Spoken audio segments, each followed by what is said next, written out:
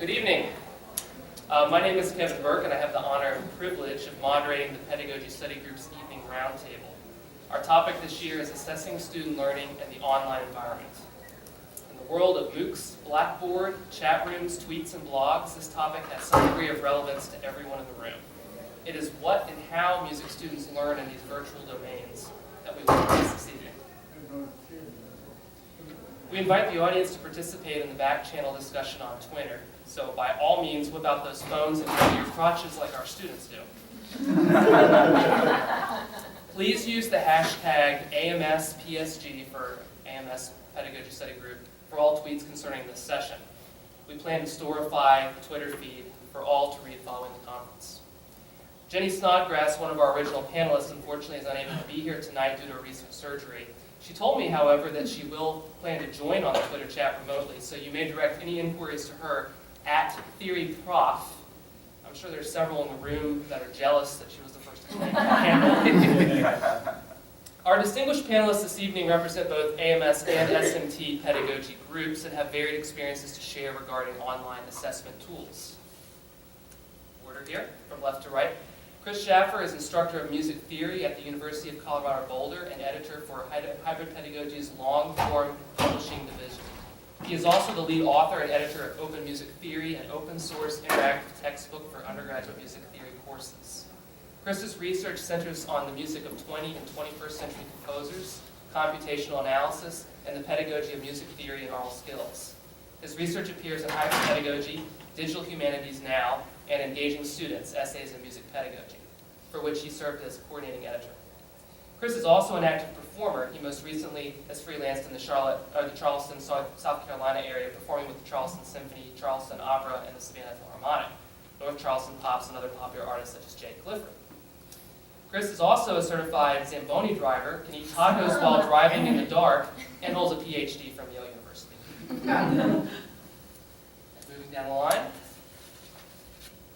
Jennifer Hund is assistant professor of music at Purdue University, where she teaches music appreciation and music history to general students. She co-authored several study and listening guides for Norton's A History of Western Music and A Concise History of Western Music. And her most recent work for the publisher includes a new online interactive listening pedagogy that includes detailed feedback for music appreciation students using the 12th edition of The Enjoyment of Music. Tonight's panel, she will share more about her 2012 Journal of Music History Pedagogy article on teaching writing in large classrooms using calibrated peer review, an online assessment program for writing. Elizabeth Wells earned her Bachelor of Music from the University of Toronto. She completed her doctorate in musicology at the Eastman School of Music and is now Victor Bell Chair in Music at Matt Allison University in Sackville, New Brunswick. Her work has appeared in Cambridge Opera Journal and the Journal of the American Musicological Society. She has won regional and national teaching awards, and her research has been supported by the Presser Foundation and the AMS 50 Dissertation Fellowship. Her book, West Side Story, Cultural Perspectives on an American Musical, was published in 2011. Her research interests include American and British musical theater in the mid-century and the scholarship of teaching and learning. For the roundtable, Elizabeth is going to talk about the unflipped classroom a bit, how she uses the video and Moodle to enhance teaching outside the classroom, but also some videos she has written and produced on plagiarism and professionalism. Brendan McConville is Associate Professor of Music Theory and Composition at the University of Tennessee, Knoxville. As a theorist, his areas of research include 20th century music analysis and the use of emerging technologies in the theory pedagogy. His writings appear in scholarly journals such as Theory of Practice, the Journal of Music Theory Pedagogy, and Tempo, and he is co-author of Music Theory Foundations, an interactive ebook. Brendan developed and currently oversees online courses at Tennessee and has experimented with a number of technologies in his classes, including blogs, social media, Noteflight, Skype, and traditional learning management tools. His recent research focuses on modeling Mitchell Resnick's lifelong kindergarten style of learning and arranging and orchestrating courses.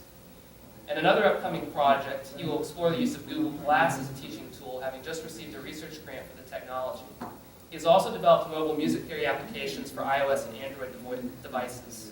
As a composer, his works have been commissioned, performed, and televised and recorded in the United States and Europe. His recordings are available from ERM Media and Navona Records.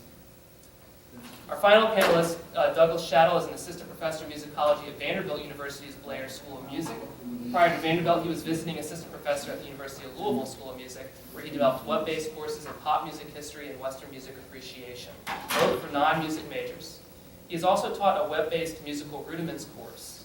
His experiences working in the fully online environment have inspired him to integrate just-in-time online assessment activities into traditional courses. Schadel's article, Nothing Ordinary About It, The Mass Proper as Early Music Jigsaw Puzzle, appeared in the fall 2012 issue of the Journal of Music History and Pedagogy. The roundtable will begin with 10 questions from for our panelists, lasting approximately about 60 to 70 minutes. Following the main segment, we will then invite questions from the audience and from Twitter for about the next 30 minutes. We will conclude the roundtable with open discussion and final remarks.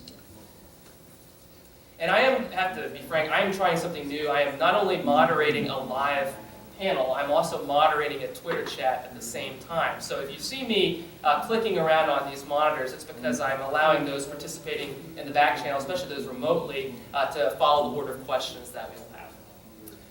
So for our first question, describe your past experience assessing students online, whether it be full courses, hybrid courses, or single activities. We'll start with Chris. Sorry about the voice. I am a bass, but not contra. Assessing online. Okay, yeah. So I've never taught a fully online course. I've taught a hybrid course and make copious use of digital stuff in my in-person courses. And so we do a lot actually with Google Drive. CU supports both Google Drive and D2L, Desire to Learn. I've found a real difficulty with having multiple logins. I've used a lot of things in the past and have come to settle to on one thing where the students have one login that gives them access to a lot of different tools. So we do collaborative writing with Google Docs. We use Google Forms for just-in-time teaching, answers to questions ahead of class that then I use to frame class discussion. And then we use Google Drive for submission of things like a species counterpoint exercise where they'll submit the score as well as a video of performing it with a partner. They'll submit their essays in Google Drive, which allows the grader and or myself to give them comments in the document and do updates on that for reassessments.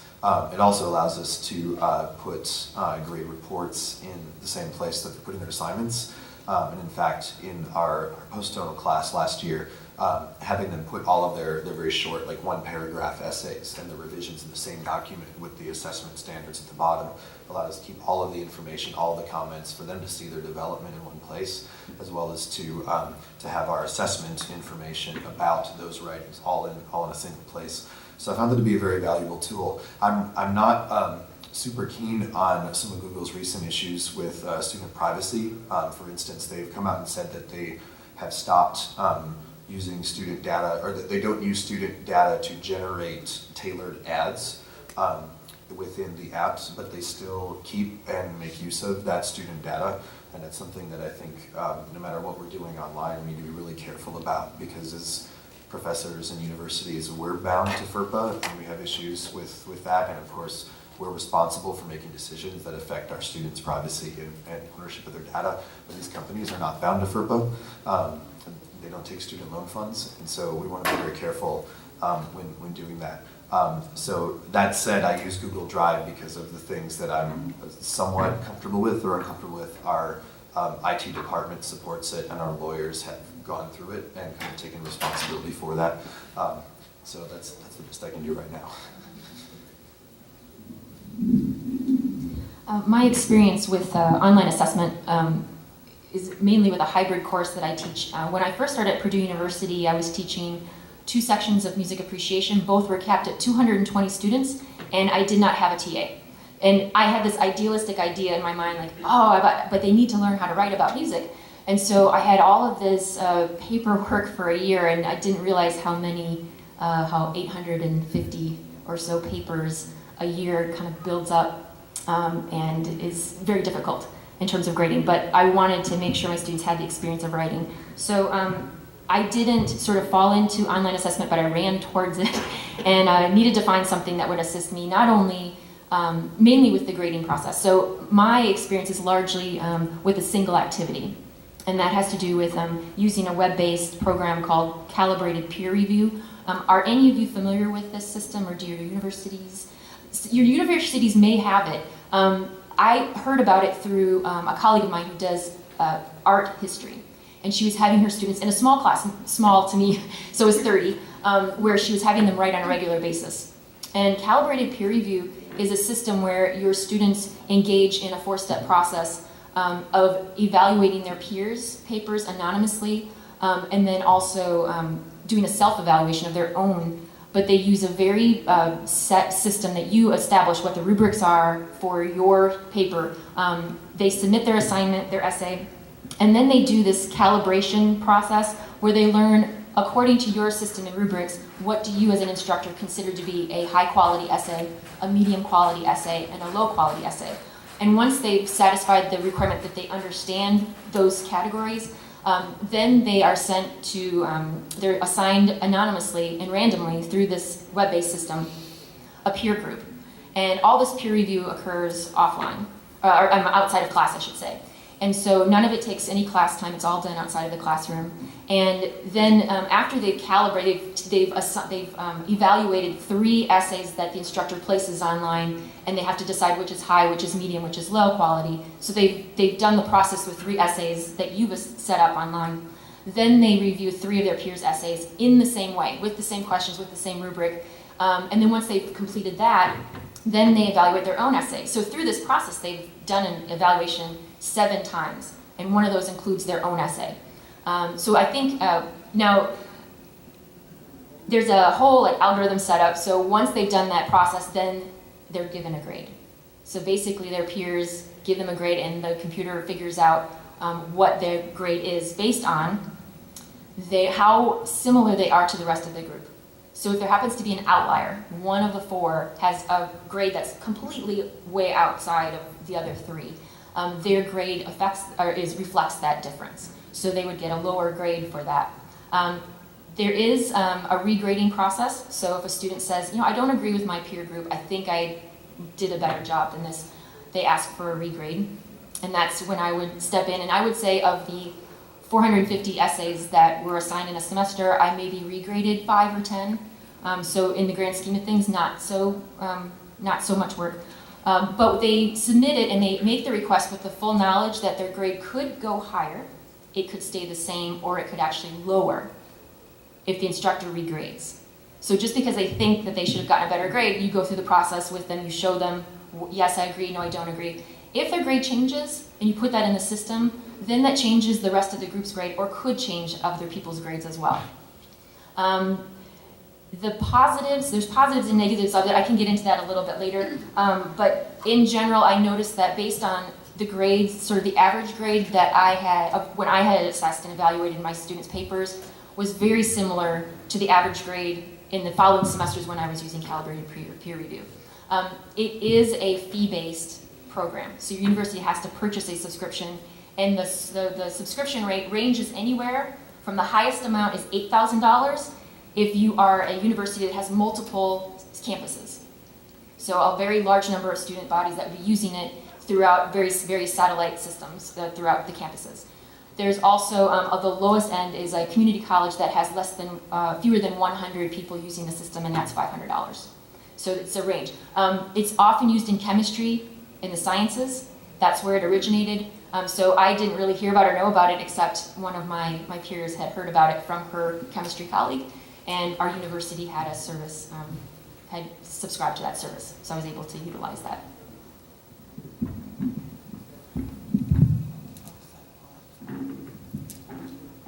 I'm in a small liberal arts college, and so the largest class I ever have is maybe 35 or 40 people. Would be a huge class for me. So my approach to technology is a little bit different than people who have these very, very large classes where they have to assess a lot. I've gone through a lot of different experimentation with this, but mostly now I do everything through Moodle, which used to be WebCT. All my rubrics are on there. The students submit on there. I mark on there. It goes back to them. We also have group assignments, collaborations that happen in that kind of interface too.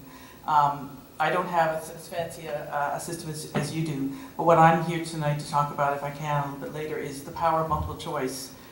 There's a scholar in Canada, David DiBattista, who specializes in multiple choice technology and also the thinking behind it. So what I'm going to talk about a little bit later is how to change what seems like a very simplistic a system that would just teach us that this tests facts, but also you can get into higher levels of learning and higher up in Bloom's taxonomy depending on how you actually create the question. So I will not talk as long right now about this because my technology is fairly basic, but what's behind it is my sense of pedagogy and what students need. I found that there are many students who, for whatever reason, cannot read very well, and maybe you're also finding this in terms of the syllabus. So when I started to use technology, it was to make video. I had a class with 9 different assignments in it. Everything was listed in the syllabus that needed to be there to do the assignment, but when I came to class, someone would say, can you go over the assignment? And somebody else would say, let's not go over the assignment, everything's in the syllabus, you don't need anything else to happen. So I realized there are people who just seem to want to have someone speaking to them. So I went out for one morning with our educational technology consultant, who also is a videographer. We shot 9 videos around my town, everywhere from like next to cows that are in the field to downtown, in front of the newspaper office because I had a news assignment. I just spent completely unscripted, off the top of my head, 2 or 3 minutes explaining what I was looking for in the assignment and what people should do. I uploaded these onto Moodle thinking no one will ever watch these. I mean, these bad production values. I don't even look decent in them. But what I said was, if you need that kind of input, if you need to see it in that way, these will be there forever. You can watch them once, you can watch them twice, you can watch them 500 times, you can watch them out of order, you can not watch them at all. You can just go with what's in the syllabus. Thinking that no one would ever watch these, I now have people from other courses, for some reason, who watch these videos.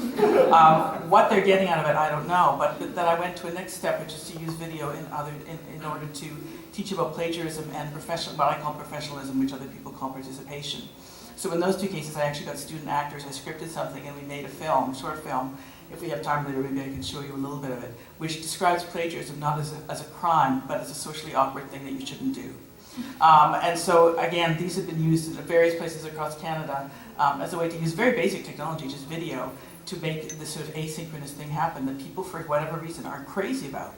So I've done a lot of presentations on how to make these videos. Once you start scripting it or once you start making it fancy, it falls on its face. And certainly, the idea that you would be giving a lecture for 40 or 50 minutes on video is a deadly thing that none of us really want to do, I don't think, unless you're a fantastic performer. So I'm using it in a slightly different way to support the learning for the particular assignments. That part doesn't have to do with assessment, but I'll talk a little bit more about the multiple choice and where I think it fits into that larger picture a little bit later. You want this.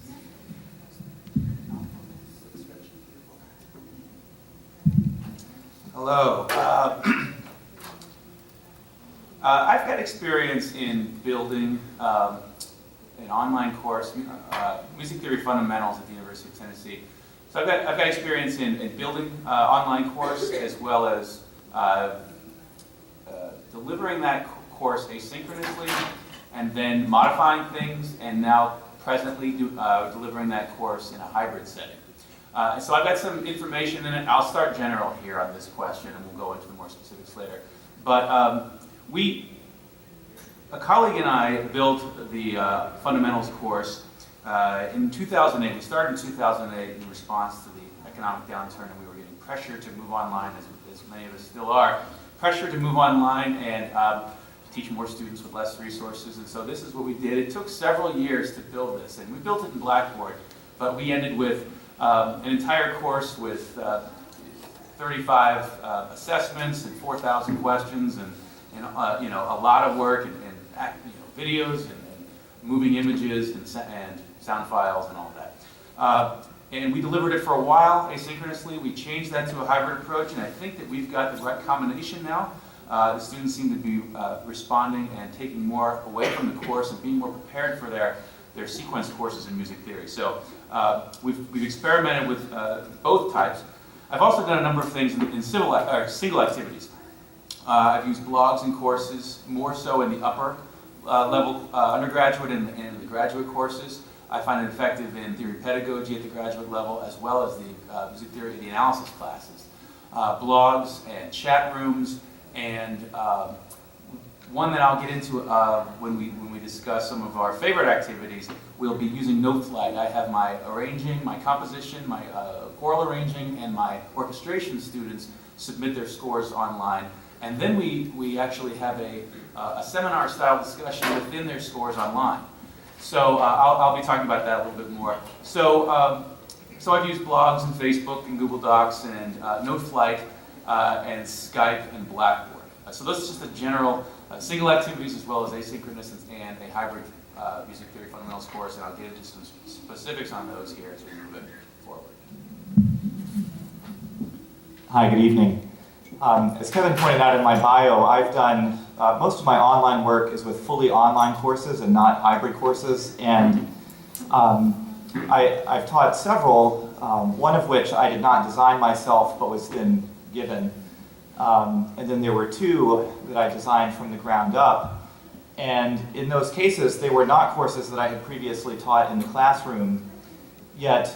And so as a consequence, a lot of the content, I thought, wow, how can I make the content component native to the online environment? But then I found myself in the assessment piece doing more of what I typically did in a live course. And so, for instance, they had weekly quizzes and homework assignments, and then two big exams, a midterm and a final, that were just submitted through Blackboard that I would grade and then return when they were done.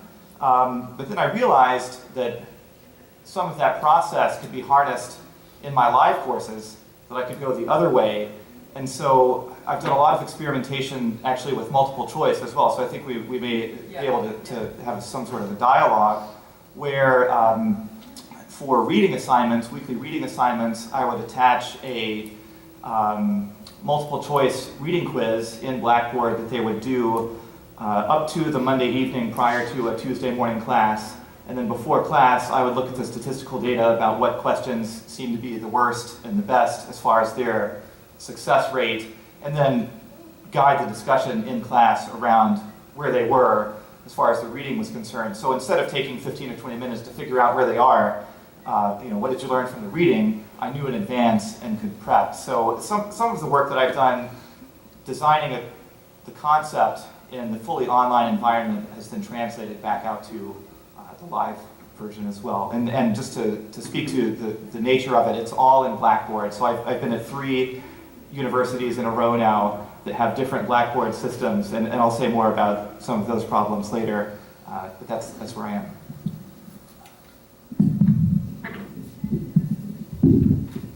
Most of you already addressed a lot of the tools that you use, and that was what my second question is. So in the interest of time, I'm going to move on to the third question.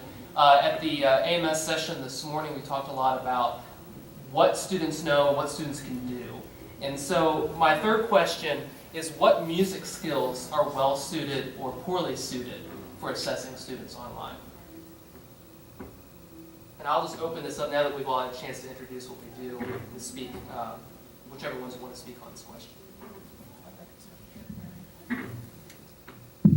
Most of the courses I've done, or I guess all of them actually, are for non-music students, and so I'm not doing heavy-duty music-specific skills.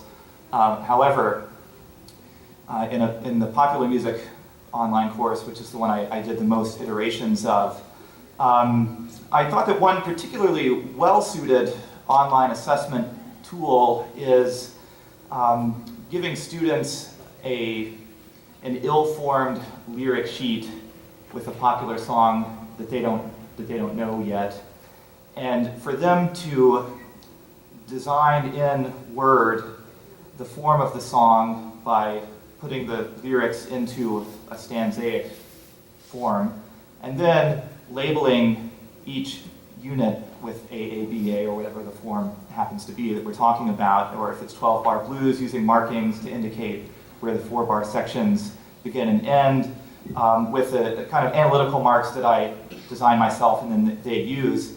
And that's a kind of activity that is native in the computer environment, at least, where they're given something that they can manipulate on the screen as opposed to a sheet of paper that they wouldn't be able to adjust. And so thinking about form and the spatialization of it in time has been, I think, a particularly successful strategy for non-music students, because it's getting them to think about music's unfolding in ways that as passive listeners they may not consider, and it's a significant part of how I teach popular music. So I can jump in on this. Okay. For the theory skills, the skills courses, the fundamentals through lower level theory, I found that the online classes work pretty well, where there is a finite right, wrong answer, and we use heavy multiple choice and multiple answer in our online courses. We found some problems in attrition and pacing and moving forward and motivating students in the asynchronous music theory fundamentals. And so I'll kind of pick up where I left off in the introductions. We offered our music theory fundamentals course online asynchronously for about a year or so, maybe a year and into the summer. So maybe a little bit over a year we did this. And we were just looking at the problems, notably students sort of flaking out after 4, 5, 6 weeks of the semester, maybe doing 2 of the online. Our course, fundamentals course, has 7 units, and they progress through each unit, where each unit has a series of videos and then flashcards and things and exercises that they study. Then they take quizzes that draw from the same question banks that populate the unit tests for each of the 7 tests. So they're actually constantly quizzing on the material they're going to be tested on. We were having a problem, like I said, 2 to 3 units in, people just sort of leaving and not finishing the course. So this was a problem because I think it speaks to maybe one of the other questions we'll be getting into too. We felt like that asynchronous course, we didn't have FaceTime with our students. We didn't have that sense of community that we would like in the music department. We recruit these students, a number of them, that actually do take the fundamentals courses, those who aren't ready for the first level of music of harmony class. So we recruit these students, and then to have an asynchronous class, we felt sort of got away from the community that we're trying to create in the School of Music. So we added 1-day sections per week to the online course. That 1 day in the last year and a half has made an incredible difference. The grades have gone up, the attrition rate has gone down, the drop rate has gone up slightly. So that their students do know when they're in over their head, when they're doing something that they're not interested in. So adding that 1 day to the asynchronous class has made an incredible difference. So back to the question of what music skills. I don't know about obviously a nice model for applied music. I know that we've tried some ear training and things like that through Skype, and I don't know that it's worked that well. So I don't know if that works well. But one thing I do think works well is the arranging. Like I said, our students in my orchestration and my arranging classes submit all of their arrangements online through Noteflight, if you're familiar with the web notation software Noteflight, and then the students comment on each other's arrangements. And I require them to at least initial and say something about each other's scores. And then I require them to go back and blog about their experiences in studying their fellow students' scores. So, and then I ask them to go and rethink their arrangements. And so we'll see quite a bit of change where I didn't think to use pizzicato here, I didn't think to use the harp here. And so I find that the arranging process, a lot of them are coming into arranging for the first time, and they're scared to death. So I find that working together and seeing the mistakes that their fellow students make, as well as some of the strengths in their fellow students' arrangements, who are also doing it for the first time, has been very beneficial. So I'd say arranging and orchestration are some of my favorites. We've talked a little bit about what we normally would do in a traditional classroom and how much of that we can capture in the online environment. But I think as we move on to the next question, what are some opportunities that the online environment provides that maybe you do not have in a traditional classroom that you have found with working with music students?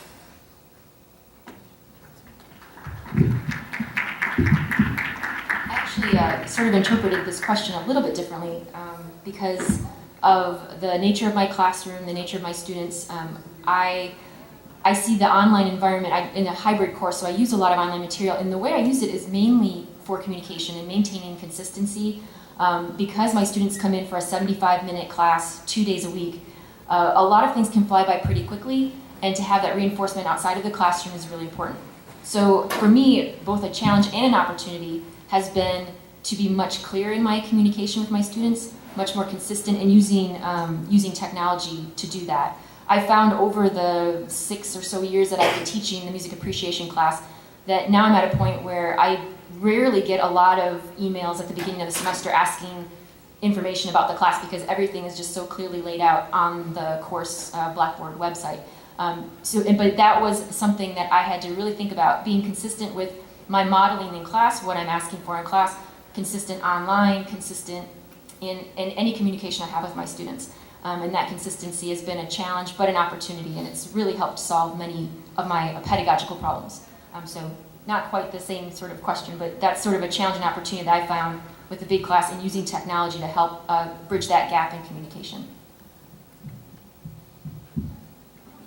This isn't so much about assessment, a little bit about assessment, but a couple of the big advantages, excuse me, I'm sorry, that I've found would be things like just-in-time teaching, the formative assessment idea where you can, after giving a reading or a preliminary task, ask students, I mean, just about every reading I ask my students, what is the one concept that's the most confusing to you after this reading or after this task? And I go through that, and usually there's one or two that are pretty popular, and I can use that to frame what we're going to do in the next in-person session, or in some cases, some things I need to add to the online textbook or the course website. I've also found when I taught an interdisciplinary class this summer between music and computer science that working online, again, not so much assessment, we did contract-based assessment, so it was basically you make it and it works, and you've got that grade. But it facilitated some asynchronous collaboration with things that couldn't necessarily happen at the same time. So for example, if someone's got to write some code and then a music student has got to then look at it and see if the results make sense musically or not, and then send that back to the person writing the code and explain the theoretical concept that is missing from the way that they've framed the statistical analysis. That kind of back and forth can be facilitated online, whereas in class, one would be sitting while one works, and then back and forth. And both musicians and computer scientists like to kind of work on their own quietly and not be bothered. The practice room or the coding suite. It was a challenge sometimes to get the computer scientists to talk about what they're doing as they're writing code in front of their students, but to have that opportunity to asynchronously collaborate was really helpful. And then still, they were using Twitter and Google Docs to connect with each other, and GitHub at times, and so that allowed them to communicate when they needed to while they were doing that work.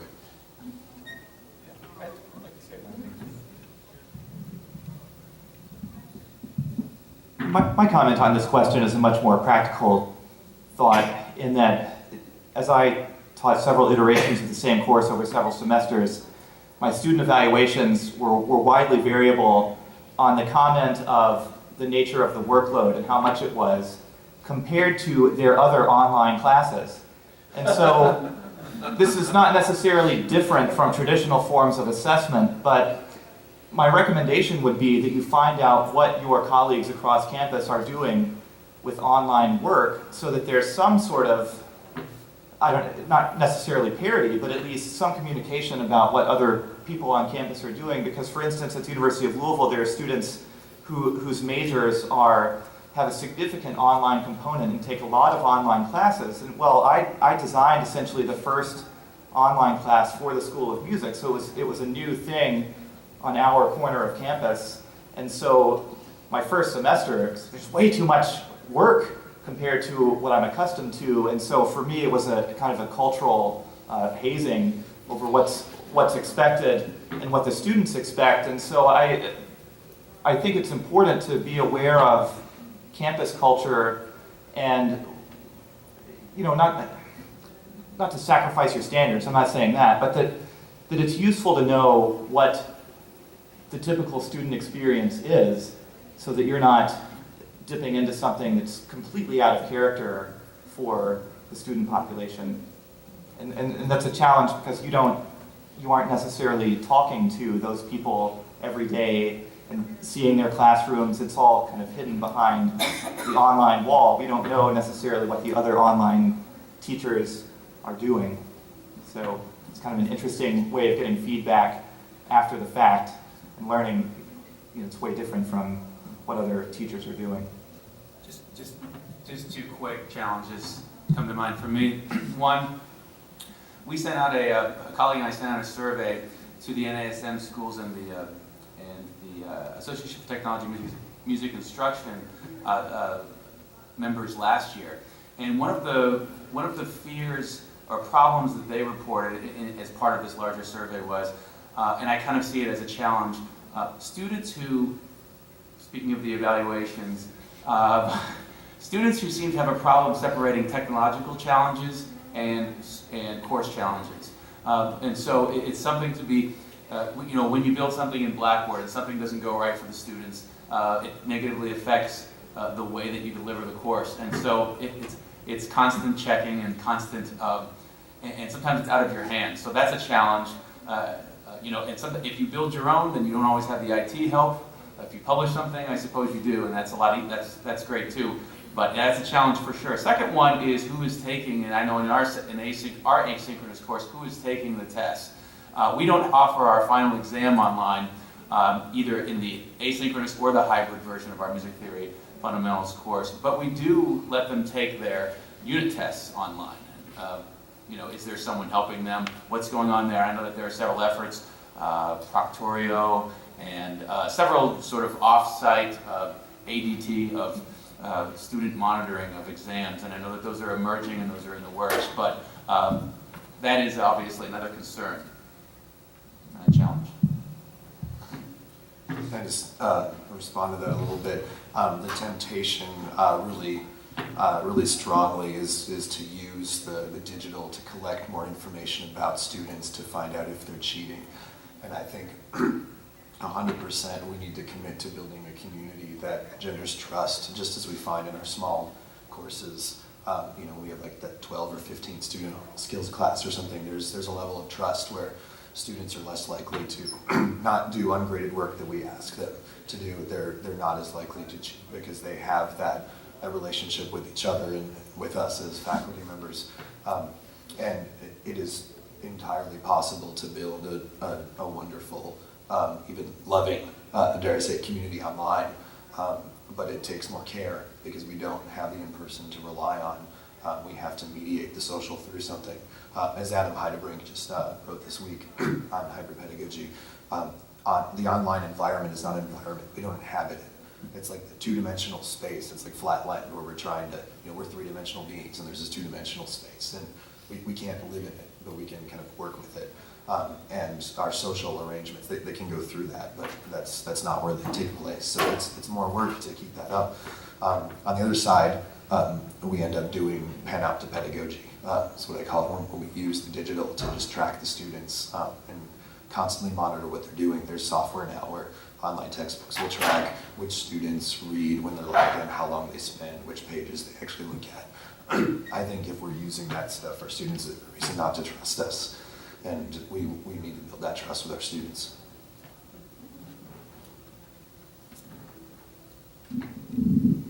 As we move into the next question, I'm thinking now about this sense of community. And I wonder, some of you have talked about using multiple choice or using peer-calibrated review.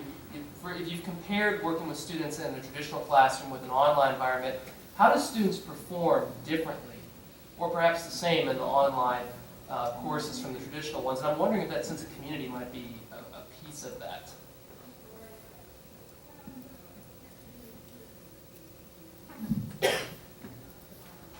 I can speak to this in the sense that I've had students who have taken multiple classes with me, one online, who would then sign up for a live course, and then they took a live course of mine and then signed up for the online, so I have real data. It's very small set, but real data of how they did in the one class and how this particular student did in the other. And most of these students, the online course for this particular course is not their default. So they take mostly live classes and just happen to take this particular one online. And the students who write well and work hard in the live environment also write well and work hard in the online environment. And so you don't run into those issues of you're treating the comm box like your phone with text language because they see it as just a transplantation of their live experience into the online environment, which is great on the one hand because you're creating well-crafted writing that you would expect as handwritten, like the level of handwritten work. But then that poses challenges with the students who might be in majors, which is a smaller percentage, who are used to the online environment, or maybe they're an at-risk student who's only taking a few hours at school and they're trying to get back into the groove, and they're not quite as, they're not writing well-articulated responses in a discussion board, for instance, where they're interacting with the students who are doing extremely well, say. And so the way they conceive of the course is really important for understanding how they're going to perform in the live versus the online environment. So again, thinking about their typical experience as a student and whether they're coming from one experience to another, or if it's their default and so on, can really affect how they perform in the course, in my experience at least.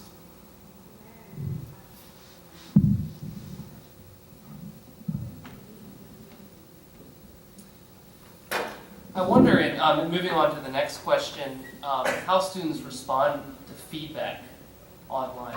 Some people will, students, if you respond to a comment they make in classroom, they'll be afraid to ever say anything in the classroom again, but might, in a chat room or in a discussion forum or on Twitter, be more apt to respond to comments or feedback on their ideas in a different way. And I'm wondering if the students respond to feedback online differently than they do in the traditional classroom for you. One of the forms of assessment, or I guess actually in this case feedback, that I give students online is video grading. Video grading is wonderful for both writing and music.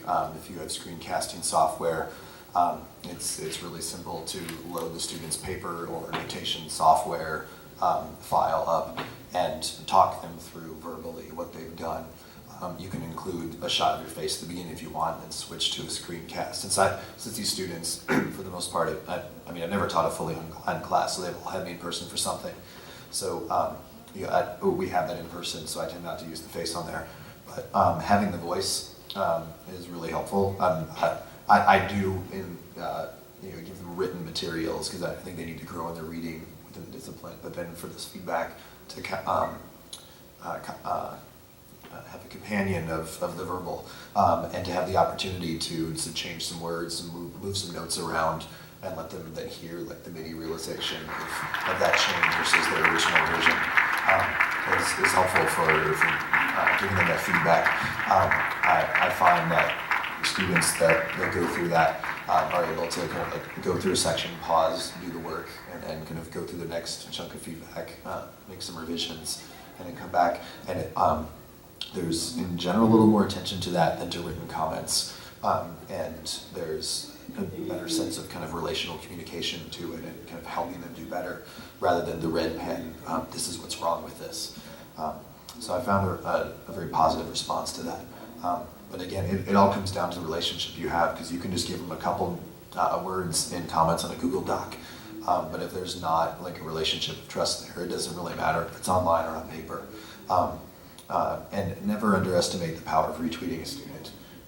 If you're using Twitter in class, retweeting them to your followers, and then when those people retweet it further, like that can mean a lot to like a burgeoning young musician or scholar. I would just say to you, and picking up on your trust point, which I think is a really good one, I've got many students, and I'm sure you do too, who suffer from depression, anxiety, performance issues. And so if these people often will thrive in the online environment between you because they're not having to do it in front of other people. And I think we are becoming a little bit more sensitive to those issues. I think this is a really great step forward in terms of dealing with those problems and letting those people succeed in a situation which they might not have otherwise. Excellent point. I add to that. I've found that one of my notes to myself that I've found in the chat rooms and the threaded discussions that we have, the quiet enliven in these rooms, and the lively sometimes quiet down. So it's interesting. I did one semester. And this isn't necessarily a free assessment, but in terms of responding to my and then the peer comments, I found a lot of success. I took the same course, a 20th century music analysis course, and one section of the course, 30 students, used Blackboard, and used only Blackboard, and used the threaded discussions constantly as they worked towards quizzes and analyses that they wrote up. The other class only used Facebook, a Facebook group chat room. The Blackboard, it was interesting. It's a little bit kind of getting off here, but it was just an interesting thing where, Blackboard, the students did not really comment. They didn't really use it. They weren't as active. For once in a while, we'd get a comment on the piece that we were studying, and then I had to sort of prod them and then require them. But in Facebook, I couldn't stop it. It was constant discussion. So I found that, I guess in the right user interface and in the right environment, the students, utilizing all of this discussion from not only myself but their peers, that semester in the Facebook class really did help their papers. I think that they had a lot of ideas, and they were good at filtering out bad ideas and working together and discussing good ideas in successful analysis.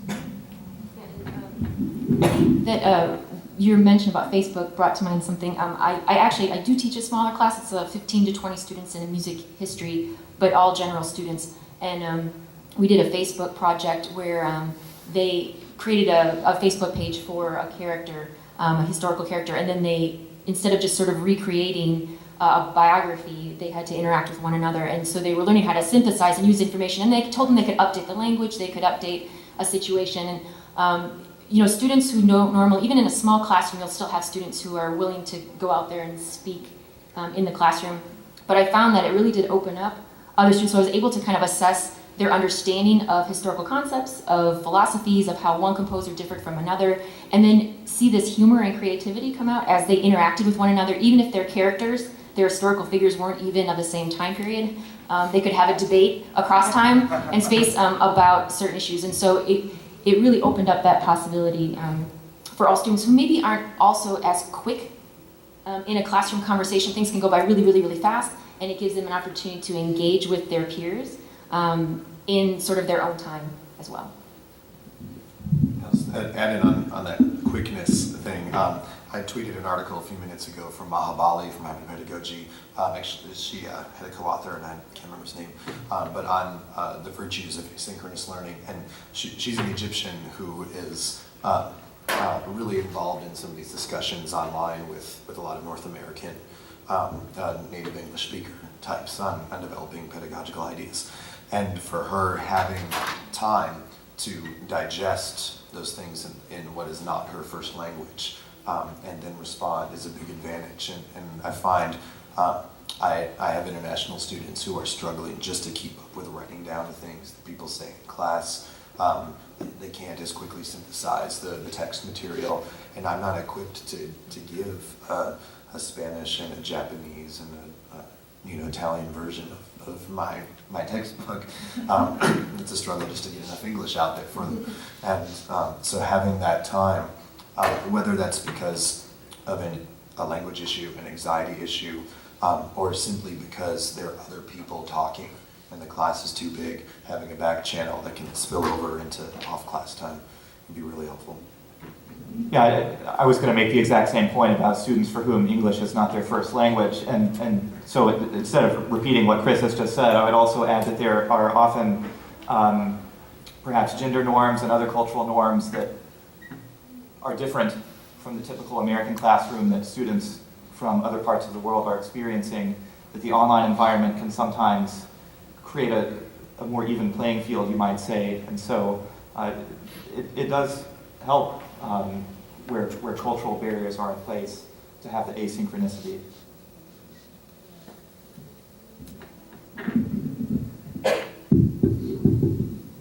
Well, we can't talk about assessment without thinking about some of the organizations that support and govern the things that we teach in our classes from time to time. So I'm curious, what kind of institutional discipline or accreditation concerns play into what you assess for your students in the online environment, or how you do so?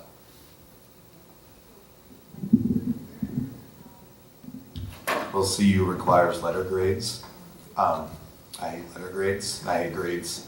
I'd be happy with pass, fail. Fail just meaning you're not ready for the next semester of the sequence. But we have to use them. I try to remove as much emphasis as I possibly can, while also realizing this is the language many of them come in speaking. So I try to, I mean, it's been a tough kind of working out that balance. But figuring out how to use those letter grades to demystify, to break their power, to direct students towards other things. So they could be starting with standards-based assessment, where you have a pass or not pass for particular areas, and then they add up to, you know, things that we take percentages of, so that they're focused on concepts rather than percentage points or letter grades, or giving them letter grades for big units.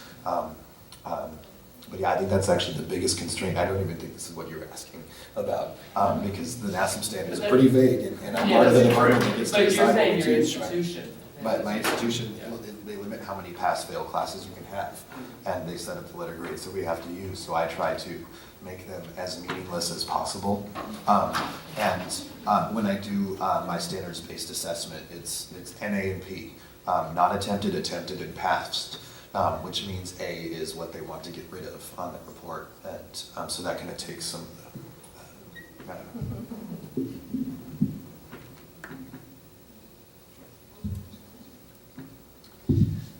One issue that arose at the University of Louisville in my last year there was that physical space and scheduling of the physical space started to become an issue as the school is growing.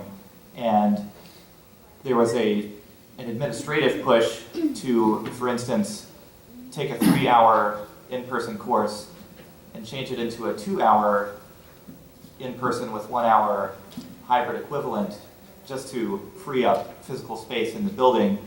And while I left before that was able to unfold, I think that might be a concern in schools that are growing very quickly, a bit faster than maybe the physical infrastructure can support. And so, you know, the online assessment as part of a hybrid course, I think is a really workable solution for some of that. But of course, you know, I think certain instructors are also skeptical of, is a 3-hour class the same if it's 2 hours in person and 1, you know, there's still some skepticism of the equivalency between a 3-hour live course and a 2+1 or something, another mixture hybrid.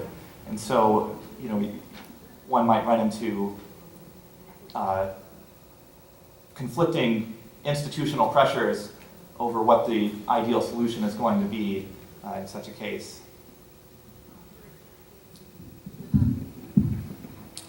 Just a brief, I guess, personal anecdote about Purdue University. You know, I thought that being at an engineering school would mean that we had sort of mastered technology, but that wasn't totally the case. And so I found I think with institutions there can be issues with technology and finances. So wanting to put the money into the technology and the technological development, and also into the educational research to apply that technology in really useful ways. We found that this whole Calibrity peer review, once I sort of got into the system and I was really involved with it, they canceled the subscription and said, well, we can put together our own peer review online thing, and it has never really been quite the same kind of system and as good. So then there's sort of this reworking of wanting to work within Blackboard and having sort of different course management systems to use and to learn and to relearn. And so it's this constant sort of turnover of technology that can sometimes cause some problems. There's always sort of a learning curve with that. And then financially, you know, if you can get the support to implement some of these assessments in your own classes as well. A lot of the textbook companies are now putting a lot of instructional resources online that come as part of the package. I know, Jen, you've worked as a consultant for some of those. And I'm curious which of those you find particularly successful or perhaps unsuccessful when it comes to music history, music theory course. OpenMusicTheory.com. That's a little plug for my kids.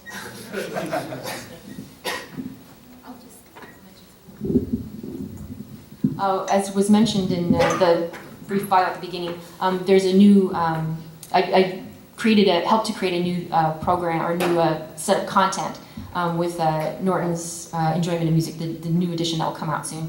And the one piece that I had always thought was really missing, and this is something Elizabeth I think can speak more to as well, is that in a lot of multiple choice questions, students would get the response, no, you're wrong.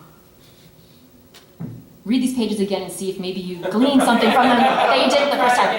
And so the new step was feedback. How can you give feedback? And so I created feedback for every correct and incorrect answer for hundreds and hundreds and hundreds of questions that I think is useful because it's, well, like we were talking earlier, that's incorrect, but I can see why you might have thought that. So because of this and this and this, but what this question pertains to is this issue, and here's an example. So it's more than just a term definition, but go listen to this listening example. This is what we're talking about. I think what you heard was something like this.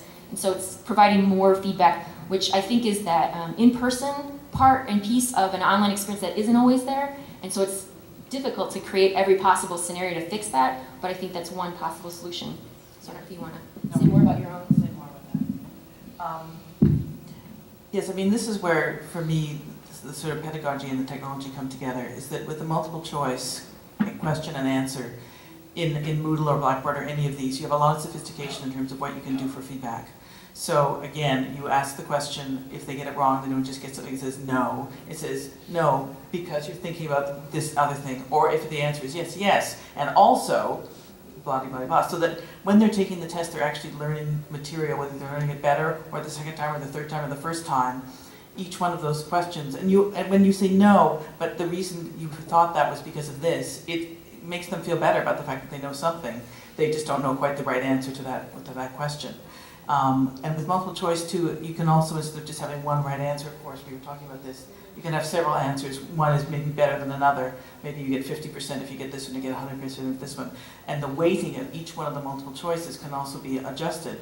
So when I go through this series of what I use multiple choice now for review for them to study outside the classroom instead of as an actual test, it allows them to again revisit the questions many, many times, but also to get more of a human interface by having me write that than anything I could do having circled it on a piece of paper and being the wrong answer. And that's where I think the really power of it is that if the technology is not bringing you closer to people, then it's taking you farther away from people. And maybe this goes again to some of your points. You want to feel that there's someone who's speaking to you regardless of whether it's on an online environment or not. This is one of the issues I've had teaching classes with graders. On one hand, I love having a grader. It's quite wonderful, and it's the only reason I can do the overload I'm doing this semester. I'm getting paid for the overload. So my family as a whole appreciates graders. But on the other hand, when the students aren't even writing for me, let alone an audience for themselves, but they're writing or composing or singing for a graduate student, and especially if it's someone they don't know, I always have my graders come to class, and they usually have other things to do, but that can take away some of that kind of social interaction, and also that's kind of like having a grader like that assumes that the pedagogy is something that can lend itself to kind of a low-level technician taking care of it. And I think really good assessment requires a lot of expertise, a lot of sensitivity, a lot of observation of the students and how they behave and how they work in what environments, which is why I have my graders come to class, and in the flipped sessions, they're walking around with me, observing and giving feedback. But it really is something that no matter whether we flip or not, or multiple choice or essays, if we're going to do that kind of really, really helpful, intensive, even invasive, formative assessment, and we're going to make use of graduate student assistant, we have to train them, we have to get them in there as part of the environment of the class.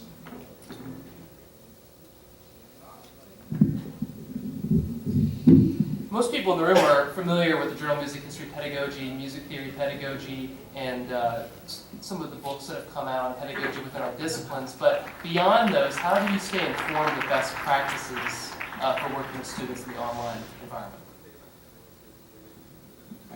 name a few that I do. I stay in touch with. First of all, the Association for Technology and Music Instruction is great. I always come back with last weekend with CMS. I always come back with a lot of great ideas as well as sharing your research with others. MusicTech.net. I don't know if anyone's familiar with that. That's a great one for staying in touch with people experimenting with things. A lot of it's in the high schools. Jim Frankel and others contribute to that site, and it's sort of a blog with updates on I tried this and it didn't work. I tried this and it worked. I find that very helpful. And then there are two journals, Journal of Technology and Music Learning and the Journal of Technology and Music Education, where there are some great things coming out of both of those.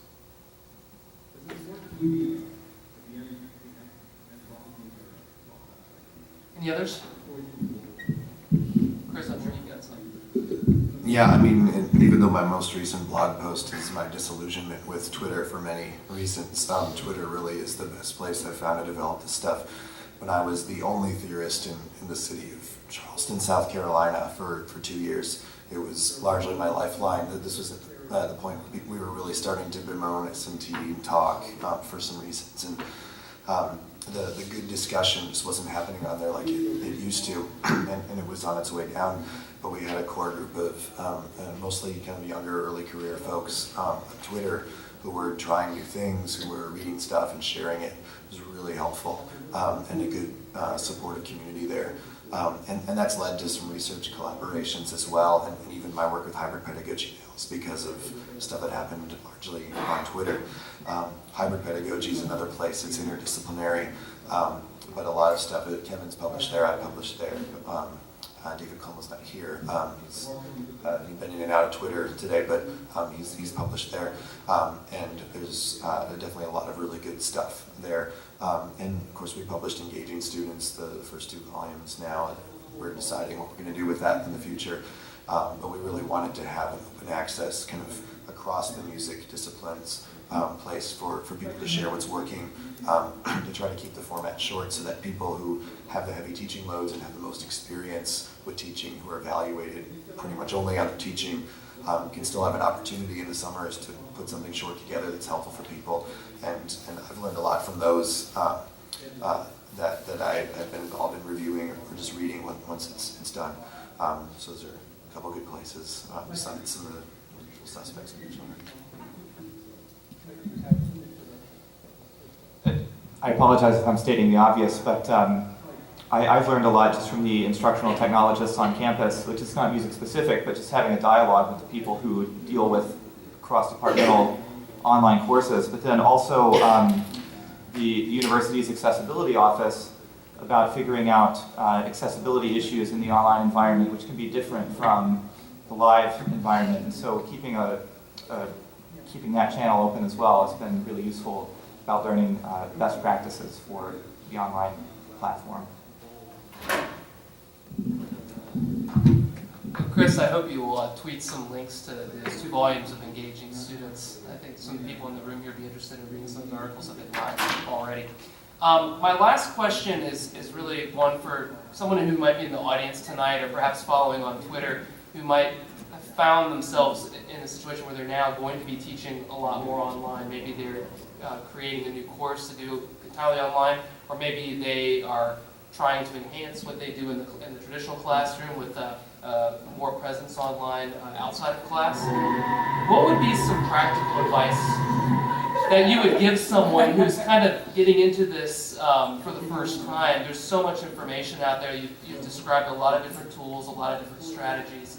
But for someone who's really starting out, who's maybe a little bit daunted by all of this noise about online learning, what would be your best advice to someone who's starting out? A couple things. First of all, I tweeted a link to this earlier tonight, so hopefully it'll get in the Storify. But I have a blog post called Starting Off with Critical Pedagogy, which just has kind of like 4 basic things for people who are interested in that. It's something that it's often couched as manifesto, grand, utopian vision of what education should be, and it leaves one with a lot of guilt when you read, especially some of the more outlandish speakers and writers saying we should be doing and realizing that we're not or we can't. or we just can't revise all of our courses right now to bring it up. And so there's a few tips there about student agency and engagement and activity there. But the other big piece of advice we're talking about online, and I hinted at this before, talking about like data privacy and things, is that students, they have the right to their intellectual property and their data, and we need to be really careful. We need to be willing, if we're going to assign students, if we're going to require the use of a tool, I think we need to go through the end user licensing agreement with a fine-tooth comb, make sure that we're comfortable with it. Well, yes, they're responsible for doing that. If we're going to require it of them, we've got to do that first to make sure we're comfortable with that. There are often surprises, like when Coursera first came out and their license said you can't take a course if you live in the state of Minnesota, because of some weird legal thing. And and I think the point that really drives this home for me, in addition to a lot of the insecurity that's come up, because they're not accountable the way we are to the federal education privacy laws, is Turnitin, which was a dying business used by most universities and many professors, but the business was dying. They were losing money, and they sold the company for $750 million. What they sold was not a thriving business. What they sold was not employees. What they sold was student intellectual property that was forced by their professors or university administrators to be given to a for-profit company that, even amongst bad business practices, led to a huge profit for them. Now, maybe one student's paper isn't worth anything, and there may not be an ethical outlet for them to make money off of it, but we need to be really careful that these are things that they own and they value, and if we're going to use things like student writing and composition as ways to empower them as musicians and scholars and thinkers to communicate their ideas and develop new ideas, it's really important we empower them to the point that they can decide what they do with it in those lines, because none of these platforms are neutral. And I don't think we should be forcing them to give them away to other companies, ethical or not, to profit off of them.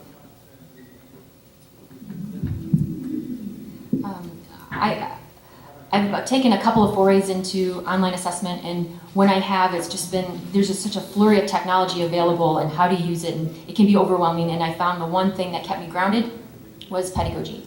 So what are my pedagogical principles, and then how can I use technology to best enhance that? So instead of getting caught up in the technology first and what's available, but just stick with my core principles and then find out how I can use it as a tool to help me make my choices more smartly, and also as more with an educational focus to them. For me, reflecting on the online courses for 3 years, just quickly, be prepared for the initial workload and patience, hopefully, because you'll get frustrated perhaps, and but once that infrastructure is in place, it can really pay off. Second, be prepared for excuses from the students with the technology. This didn't work. So be prepared for that. And also, echoing again what Chris said about going farther than perhaps you would in a live class and creating a sense of community. That's absolutely a great point. And finally, listen to your students. I think it's great. It's important to stay in close contact with them on exactly what is working, what isn't. Perhaps the best assessment is a combination of online and hybrid activities, or online and live activities, so they'll give you, hopefully, the feedback you need.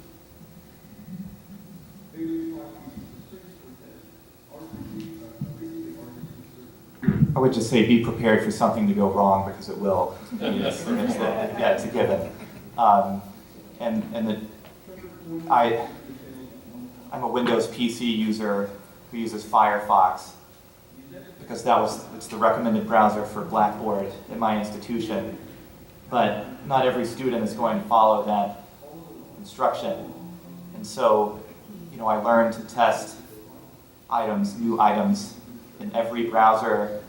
And it's a little bit of a challenge. It's this front-loading element that's hard.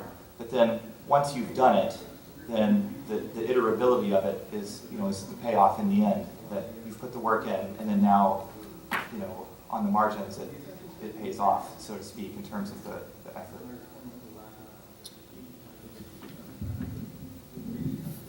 This time I'd like to open up the floor for questions. You can line up at the microphone here. We also have a few people monitoring the Twitter feed, so there might be a few questions from some that are not here in the room with us, but following along with the conversation, we may give voice to those questions as well. So feel free to line up here. And please say your name first. Can I throw one thing out that I saw on Twitter that everybody should see? Sure. All right. So Westphalen just added, remember that not everyone has good access, especially at home. Huge point. Driven home the first time I signed videos that were way too many megabytes. And they all tried downloading at the same time, which happened to be when everyone else was on Netflix in the dorms. So, again, be generous and careful with it.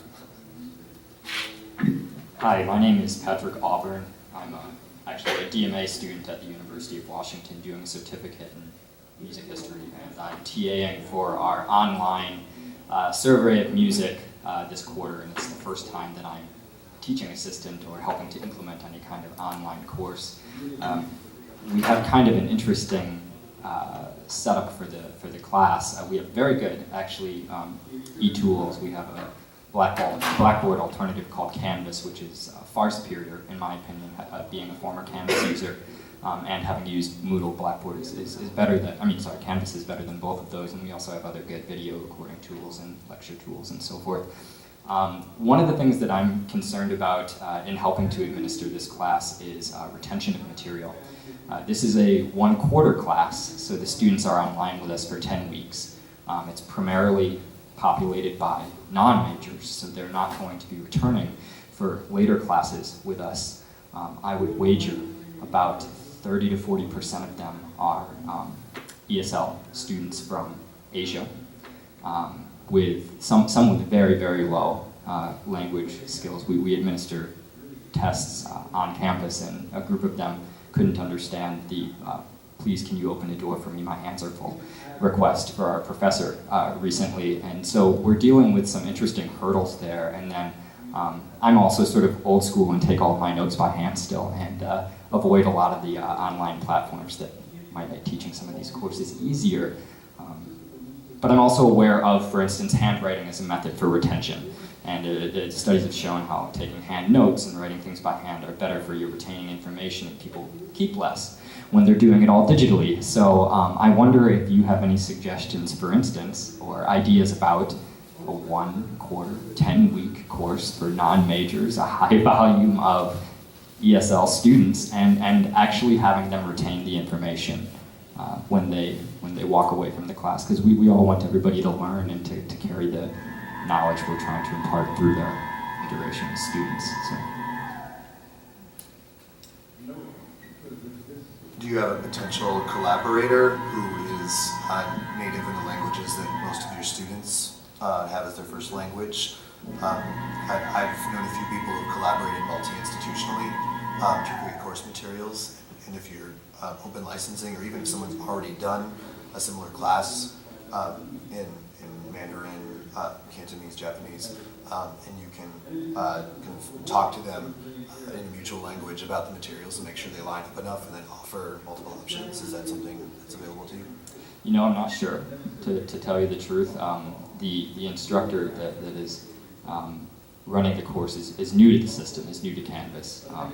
And I'm actually doing a lot of the transfer of data and implementation. It was on Moodle up until last quarter, and we transferred it over the summer to Canvas. And so a lot of the energy was simply in getting the data into the new format and getting everything, at least in a rudimentary state, up and ready for the students to go. So some of the better options haven't been explored, but I'm sure we do have a fairly, I don't know how accessible they are or how available they are, but with the volume of ESL students, especially the Asian ESL students, I would wager that we at least have some resources for them on campus, since we're really encouraging that they come to the university.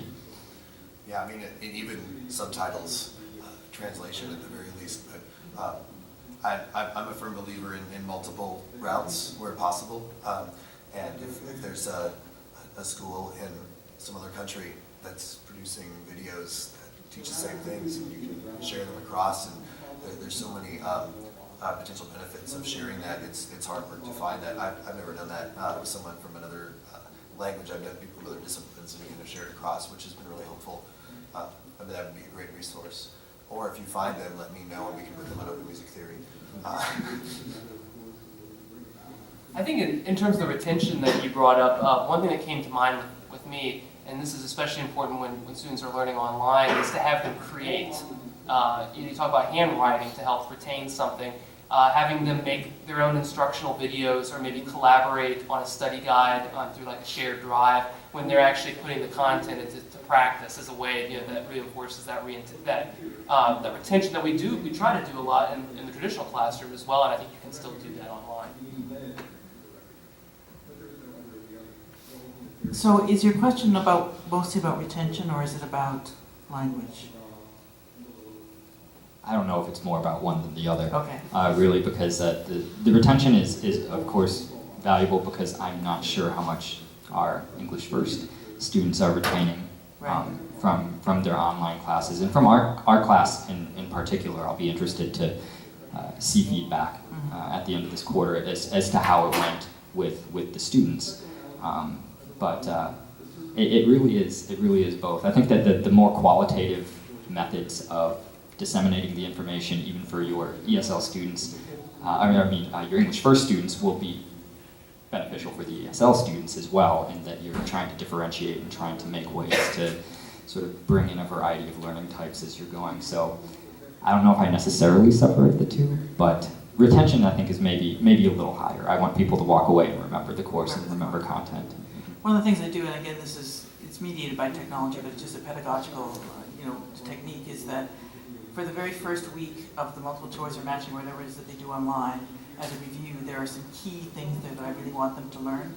And so I tell them, questions from earlier weeks will come back again. So that if there's something that I really want them to do, it comes back for the next 10 weeks.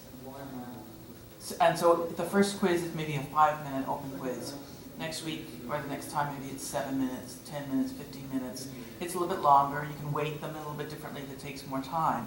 But by the time they have answered the question wrong even 5 times, they're gonna learn it.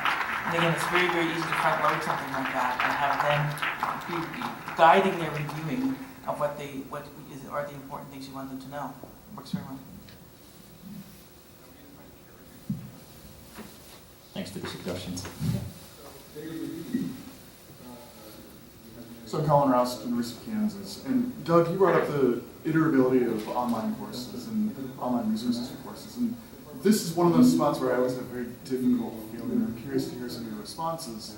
For me, whenever I've been involved in new faculty orientations, for example, I always give the advice, keep your course alive. Every semester be reflecting on how the course has gone, update the course, keep it fresh in various ways. But when we start talking about the online environment, there's so much time front-loaded to put these courses together, to assemble all the materials. How are you able to update things and revise things and keep things fresh? And this is for all 5 minutes for Doug, but how do you manage that time-wise and with everything else you guys have to do? I can start since you. So my knee-jerk response is that it is a challenge. When I first designed my popular music course was the summer of 11, and U of L went through 3 Blackboard upgrades with service packs over the next 3 years. And I taught the course every term, so fall, spring, and summer, during that time. And a lot of HTML, I had a little Flash player that I used for some streaming audio. And the way Blackboard received HTML with each service pack was different. And so I would have to reprogram the way the Flash player interacted with Blackboard. So on that, that's not even content. I'm not even to the content yet. So, it is a challenge, even on the technological platform, to keep it updated, because something that worked a year ago may not work for students who are logging in to a new Blackboard system. So you have to check the student view, or I assume most of the online management systems have that kind of student view where you see it from their perspective, so to speak. But then content-wise, I don't think the types of minor adjustments that I make in my live courses, I don't think the work is much different for the online. Because if you want to substitute in a new song or something because this one didn't work, there's not a huge second front loading of stuff because it's only a small percentage that you're actually changing, which is true for any live course as well. But if it involves a significant technological change as well, then it may impact the front loading for the revision. So I think to sum up, you always have to think of it in two layers. There's the technological side and the content side. Sometimes they're separate, sometimes they overlap, depending on the nature of the change.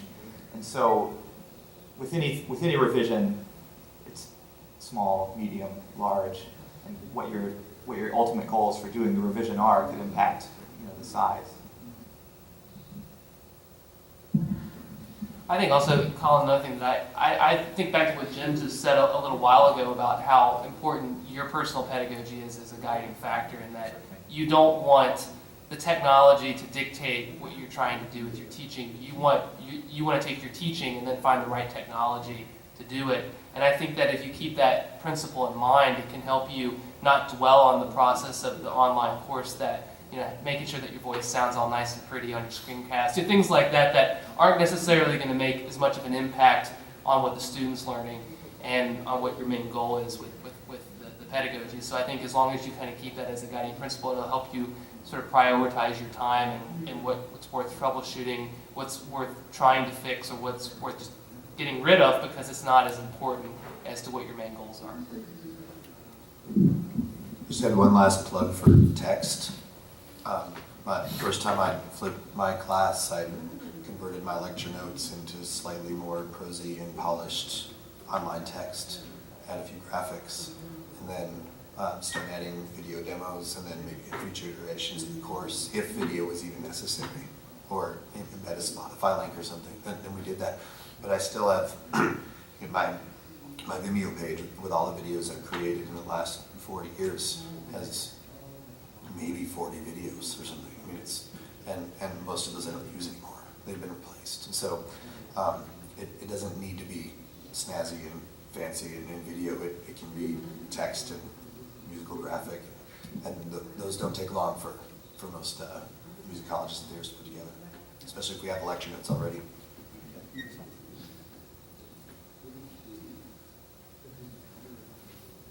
can just line up to the mic. I think I saw a couple hands go up. About that, to what extent do each of you use video that you have created of yourself lecturing or yourself talking in your courses beyond text? And do you find that students respond well to that? What has been your experience with that? So my priority with the stuff that I make is things that I want the students to have access to while they're working. I want to be text, and I want to be as pithy as possible, even to the extent of not having musical examples. I'll often give them music for an inquiry task first, and then give them text to read while they have those examples in mind from the classwork, so that then when they come back to do something more in depth later, they can load up a couple tabs in their browser or on their tablet, and it's easy to find what they need. Now, for demonstrating tasks that they need to do, that really needs to be video, but then I can reserve it for those special occasions. Those are usually watched once or twice by a student, but address things that can't easily be addressed in text. But for information that they need to reference while they work, I much prefer text. I have created some videos, real short, 2 to 3 minutes, just basic concepts, and I've used them if I've had an inordinate amount of questioning about a concept, or students ask questions that I can't really answer in class, and then I'll just go home, make a really quick video, and then upload it. And so they have sometimes an answer to a question that was beyond what I had prepared in class to reinforce a concept that we did cover in class, but there seem to have been questions about, or a concept that I know is going to come back over and over again, and then they can keep going back to review it from me, in a really short video. and have it sort of clarified there, especially for students who don't maybe take very good notes. So the concept is there. Usually I'll have a few important scrolling words that pop up or a question or something too. So there's text and video combined, but for these key moments and very short. I already spoke, I think I already spoke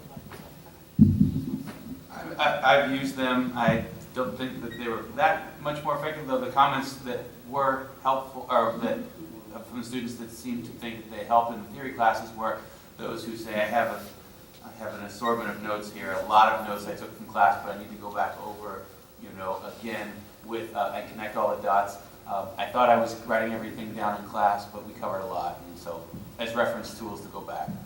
But I don't think that there were overwhelmingly. I put them out as podcasts and closed them down to our class. Yeah, I can speak briefly. I've done a few different things with video. I first started, there were questions of would I be the only one teaching the class, in which case if I had too much of my voice in it, it's a little bit awkward I don't know, for me at least, it's a little awkward for someone else to be teaching something with my voice as a video, and so I did voiceless videos with text notes that would then be integrated with kind of an interactive listening guide for a piece or a song that had graphics that would come in at various times to say this is what's going on or something. But then in student evaluations, they said, we feel like you're not very present, and it was kind of this trust thing, and so I added voice and text to every video, even if it was just a little, hi, this is what this video is about, for a 2 or 3 minute clip. And it made a big difference because they felt like they were connected to me. It was not my face, but just hearing my voice was significant. Now another small challenge is that in teaching the popular music course, I couldn't even play 5 seconds and host it on YouTube. So I had to, because it would be flagged for copyright violation, and so I had to host them all on Vimeo, which doesn't flag.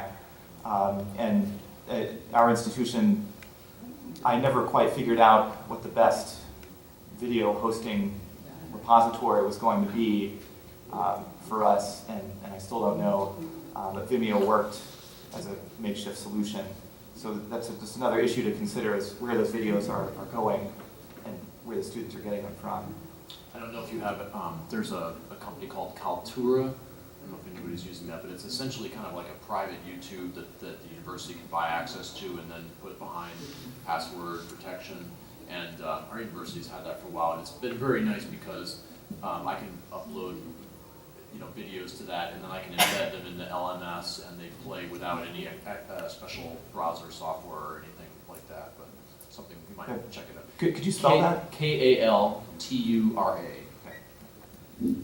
Yeah, I haven't used Kaltura. CU has that, and some of the library people have had some issues with that. They aren't huge fans, but it sounds like maybe you've had a better experience. But another thing is like we're a Google Apps school as well, so we can just upload the video into Drive, and there's room for that. So things that have copyright issues, I can put there in the class folder as well. So. Next question. So a couple of you have talked about the importance of creating a community, a sense of community in your class, and a sense of caring and that sort of thing. I just wanted to clarify and maybe get further information. Is that just about trusting the students? Is it also about responding to emails and giving good feedback, or do you go beyond that? Are there other suggestions that you have along those lines? How to create that You mean atmosphere. it's the purpose for having a community, or how to? No, how develop that? to create it if you're not seeing your students every day. If it's an online class, fully online. Them speaking with each other in the threaded discussions and chat rooms. How do you do that in fundamentals? Oh no, I'm sorry. This is more for upper level. Okay. This is for the analysis courses and the arrangement courses with me. But in the fundamentals class, it's going around and trying to. For me, it's if it's 50 people, and I see them once a week, then I try to at least single 4 or 5 of them out, each week and speak with them, and then prodding them to come to office hours. That's more of a challenge. The fundamentals course. I haven't taught fully online, but I've experienced that kind of online community created in some of the stuff that I've participated in as a scholar. And there's a lot to be said for having those shared goals and that motivation. The tough thing is we certainly can't assume that our students come in with the motivation to learn the things that we're setting out to teach them, right? And we can work to try to foster that, which is something Brian and Megan and I were debating a little bit on Twitter. Or we can do what John Dewey and Maria Montessori do, which is try to find out where the students' motivations are, and then use that to try to lead them to the skills and the concepts that are central to the course content. That is more difficult, but I think more effective if we can do it. Online, if it's a huge class, it's almost impossible, I think. That's why things like MOOCs have such a high dropout rate, because it's hard to kind of work through that unless someone is really already motivated to do it. But there are things that we can do in smaller settings. So I did my first semester at CU, I had enough students that it was going to take me a while to learn names. And so I had them all make a 1-minute Hello World video, which was good practice for them, like creating the videos they would do for their performances and things. And so it was like, tell me your name, where you're from, what your goals are in life, and through your music program and things like that, and was able to kind of respond to a couple of them, especially like if they had their student ID picture taken 3 years ago, different haircut, beard, no beard. Like I have no idea. Like at one point there were like 5 women that all looked exactly the same on those pictures, and I could not tell who was who in person at 8 a.m. when they hadn't showered, And so it was tough, but like having that is like, okay, now I can see them moving, I can see what they look like now, I can kind of hear something about them, and now I have something to talk to them about that they kind of gave me right away.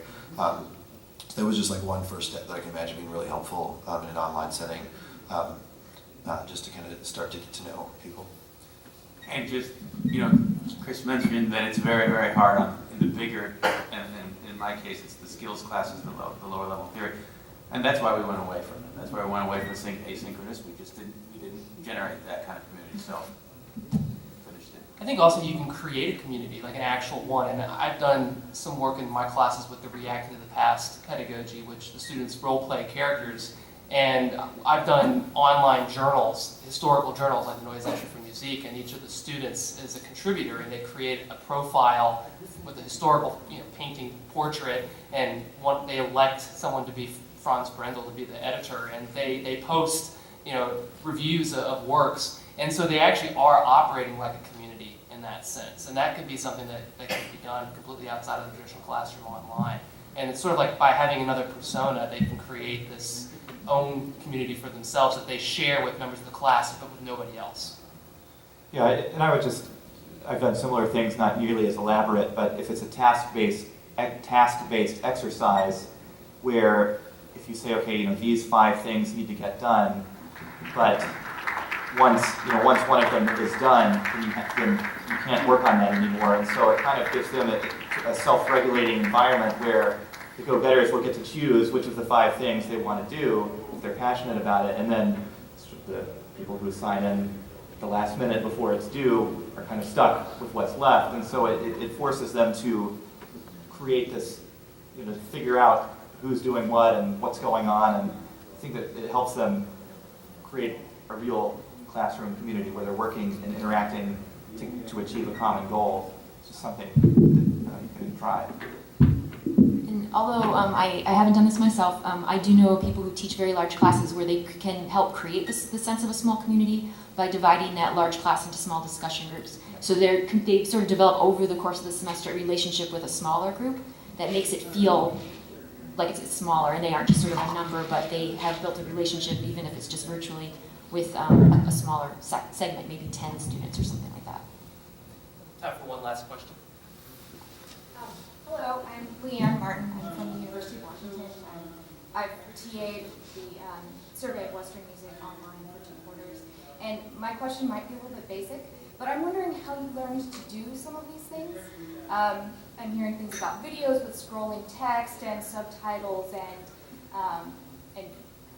I'm a medievalist, so maybe that has something to do with it, but I don't know how to do these things. And where did you learn how to do them? Who helped you? Did you just Google all these things and figure it out? Well, one, I'm sure your campus has some sort of center for teaching of some kind. And that is an excellent resource because those are people, it's like when you go see a research librarian, like they really know a lot and they are so excited when someone comes and asks them to help you with something and like they build this connection and they have a lot of knowledge and they know what's going on, we've already mentioned this before, they know what's going on across campus in terms of pedagogy. So it may not even be, you may learn something that you never would have learned in your own department or division or whatever, but that can help you with your particular issue or problem. So consult your campus resources because they will want to help you. I often go to chrisschafford.com. There's usually a lot of good stuff up there, different blog posts. But I think this is... ChrisSchaffer.com is an interior designer. Oh, what is it? What is the site? Chris Schaffer Music. Chris Schaffer Music, that's right. So, but I think this is also a good way we can kind of come to a close with this session because while we've been speaking up here, there have been, I think, over 200 tweets or so that have taken place, either from members of the room or people who couldn't be here but wanted to participate in the discussion, all by using the hashtag AMSPSG, and that might be a way to continue these conversations outside of the conferences when people have concerns in their class or they want to try something new and they want some advice, a place where we can kind of keep the conversation going on and create our own community as music history and music theory teachers. And this is already being done to a certain extent, but I think it's a great resource that is constantly changing and evolving and bringing in new people and new ideas. And so being an active contributor to that, either by posing questions or by sharing experiences that have been successful, would be a great way to kind of stay in touch with these resources. So I would like everyone in the room to join me in thanking our guests tonight.